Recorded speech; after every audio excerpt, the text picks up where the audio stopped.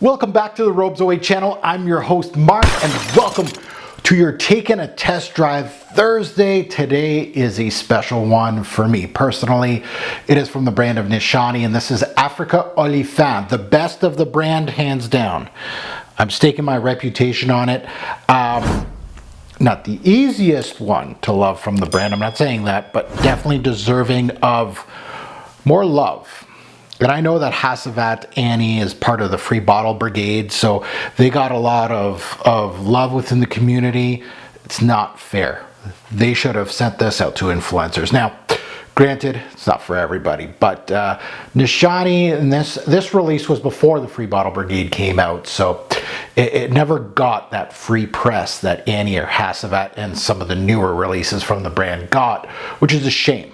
Because what I've smelt from the brand, and granted it's not everything, so take my thoughts with a grain of salt.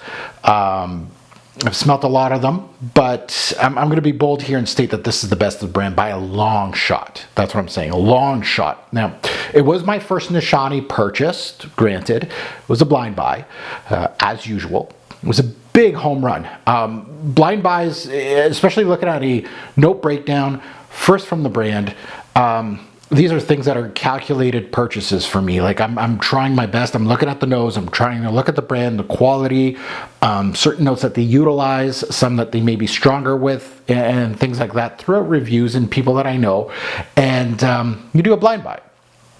Today I'm going to tell you why it was such a home run and what makes it so great. There is some things, and again, as a fragrance reviewer, I'm going to give you the positive and the negatives all the way through. I'm not here to blow sunshines to you and kind of fake you into purchasing a fragrance just because.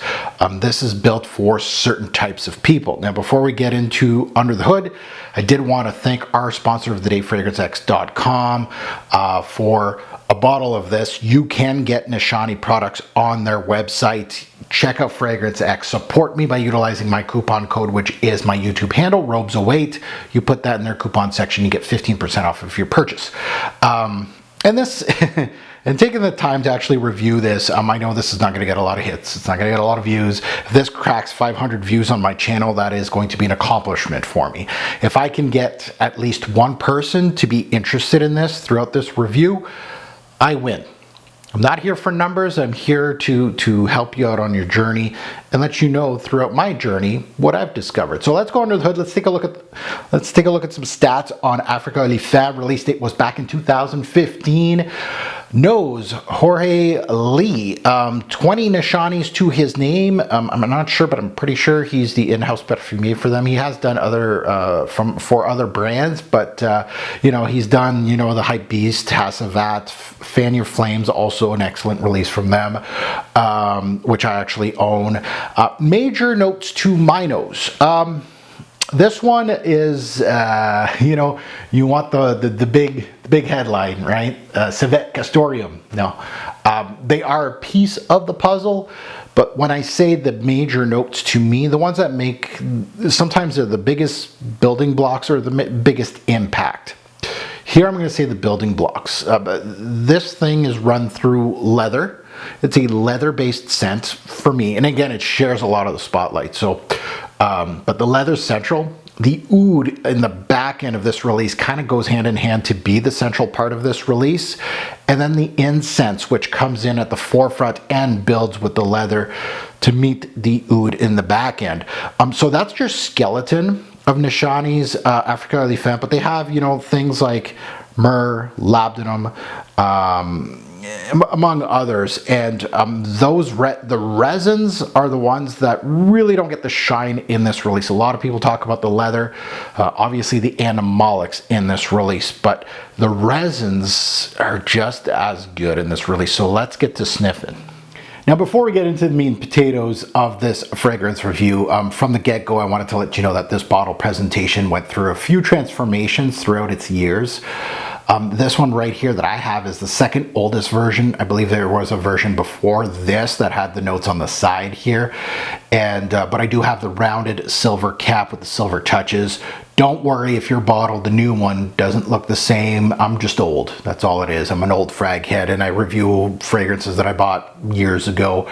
The newest one is gold. They got rid of the silver, which is fine.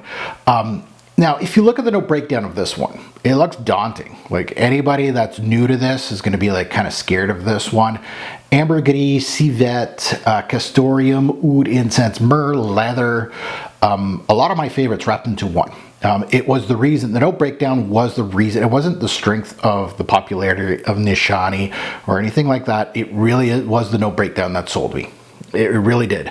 So in my thumbnail, I wrote wearable animalic, and kind of want to go and just put an asterisk on that because it depends where you're at in your journey, and that's my personal thought on it. If you're a noob, you're going to call me a liar.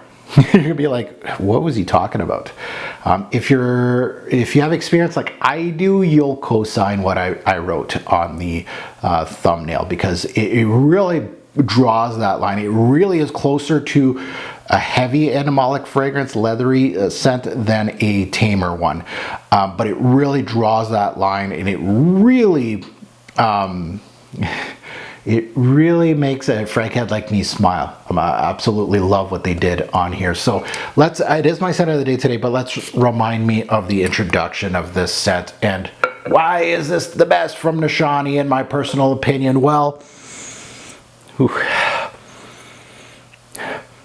right off the bat, Afrika Olifant does not disappoint to my nose. Perhaps in strength, it has some really great, I would say, punch to it.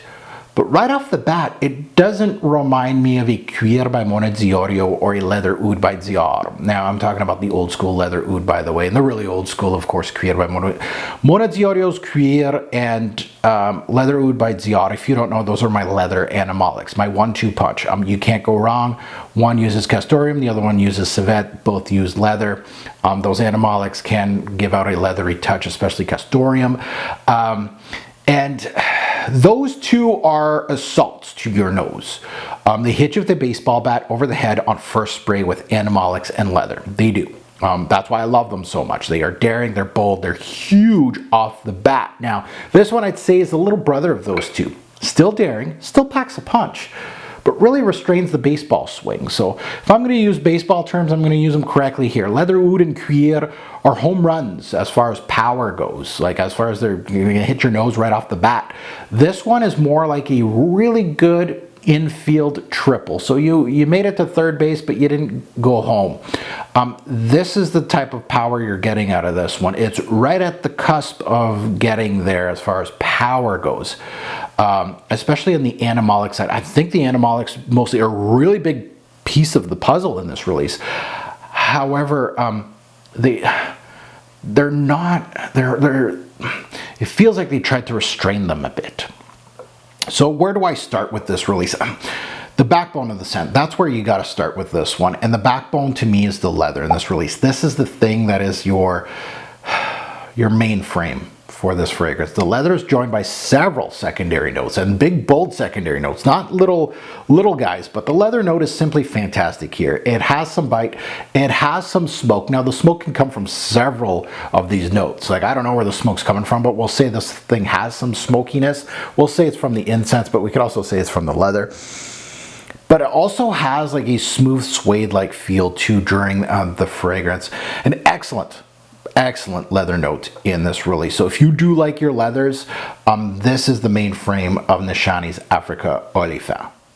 And the leather note is not going to let up in this. Again, it's your main frame, so you're going to get it from start to finish in this release. It's not going to let go. The two other notes that are hitting your nose right away are the incense and myrrh. You're getting your resins. The sweet herbal myrrh-like note here really shows some green facets, but there's some floral aspects in this release that I'm getting. I can't really pinpoint them, but there's some green facets here. The incense shows some resinous quality. It's smoky facets too. There's a dusty And the leather kind of goes like dusty dry a little bit here, and it's a perfect companion to these two notes. So the resins and the leather play well together, and those are it's your forefront. That's your introduction to this fragrance. Now, the Animalics are, of course, coming in, and they are the undercarriage of this scent as secondary notes. In my personal opinion, I don't think they're primary. I don't think, your nose may gravitate depending where you are in your journey. You may go, oh, this is not for me. For me, it's a leather, resins, animalic fragrance. So they do share the forefront of your nose. Now, the Castoreum to me is the stronger one versus the Civet, but both here. Civet was used in Zia's Leather Oud, and Castoreum was utilized in Cuir by Mona Ziorio. So I found that this resembled Cuir by Mona more than anything. Castoreum, in my experience, gives me a leathery touch, but also a tar-like appeal. This fragrance felt kind of balsamic or oily, which made me think almost like there's a floral aspect in here that I almost felt like, oh, is this violet leaf kind of giving out its petrol-like quality? So you're going to get something tarry, petrol-like. And it's so complex of a scent that it's kind of hard to even with this test drive. Me, I do my homework, I work hard on my fragrance reviews. It's not like I'm just throwing out facts. I try my best to give you what I smell. And this test drive, and I'll be completely honest, transparent like I always do, there's not enough. And for a scent like this is complexity throughout the roof. And there's a lot of dark, complex notes that I'm like, where's this kind of like the smoke? There's smoke here. You can say it's smoky leather. You can say it's smoky incense. You can say it's smoke from Castoreum. You may be right on every single facet. I'm smelling florals in here, but I don't know which florals it's a really neat trick here. And it's smoky, and also Castoreum can make you think of animal fur. Not really here. It's animalic, and you can sense it, but it really isn't making me think of like a lion or like animalic with fur. It really brings me to what it says here, an elephant. This is where Afrika Olifant is at its greatest. Once you have those resins come in, the leather's your backbone. There's oud coming in from the back end, but it's not there yet. So there's going to be some woody aspects. But once those animalics come in, this is where this fragrance is at its greatest. And that's within a few minutes. Those animalics don't wait. They're going to come in. And once you get that whole balance of notes that make me think kind of like a zoologist darker scent. Perhaps zoologists are a little more polished than this, personally. And I mean like very vivid as polished. I don't mean polished like clean. Polished as very vivid. Like once you smell a T-Rex, you know what T-Rex is all about, like a civet and all that. This fragrance, it brings me to that branding, but it also has some cleanliness to it. At some point, it does bring me to an elephant. Leathery skin. It makes me think of their feet. So maybe they tracked through. There might be some twigs that got stuck on some resins and some leaves, and there's some earthiness, and it's wet and dry at the same time. There might be a little bit of poop there. Might as well. This fragrance never goes cheesy as far as animalics go. Cheesy quality. No, it's not that. It's very much kind of dark, daring, animalic. And that's my imagery. And it's wild, it's bold to actually say that, but that's where I'm going with this. And usually I don't go with the marketing scheme, but here you kind of have to. That's where it's bringing me to almost the foot of the elephant, more than just the elephant itself and its surroundings. It's just like it trampled through some stuff, and that's what you're smelling here. A lot of everything that's in this release, really interesting, sticky, oily, earthy, wet yet dry, really interesting combination at this point. Now moving into the mid and the dry down, the animalic touches come and go. They touch and feel. They remain, but the more this scent goes, they go more faint. I love that they stick around to ensure you do get some daring qualities in the back end. But you sense more now in the back end of this release, the personality from the resins. You get some spicy aspects from the myrrh, the olibanum, along with ambery sweetness from the labdanum. The amber isn't syrupy sweet. It's more of a powdery version here, less molasses, if that makes sense. The base starts getting into this woody amber mode with the oud being central with the leather now, as it shows its dusty woody component. Nothing cheesy, nothing barnyardy from the oud, just dusty woods. The oud is not, and again, I could be wrong, but nothing animalic from the oud itself. You're getting it from other portions of it. You're getting woods though. Again, going back to the elephant roaming, you smell the feet, you get some wet soil, some dry, dirty wood, some musks. There's a small part of me that wanted more from this scent. You know, going back to when I initially bought this and looking at the note breakdown, I thought this was going to be like huge, like maybe one of the biggest, boldest fragrances that I own in my collection. You know, more potent animalics, maybe more of a barnyardy oud. Perhaps this would be my third touch of cuir and leather oud as my 1, 2, 3 punch of leathery animalics of all time, some of the best of all time. At the end of the day, it's not that. And there's a slight disappointment here, of course, but it shows glimpses of it and actually much more than those other scents. While in reviews, I could see people really focusing on the leather and the animalics, you really need to take a step back and appreciate what the resins brought to the table in this release, because they are fantastic. Overall, you know, as far as that little piece of me that is, you know, wanting, and I always want something bigger to, like something that's almost like nobody wants to wear except for me. You know, those are things that are kind of just my thing. Overall, it's animalic, but it's not as strong as I was expecting.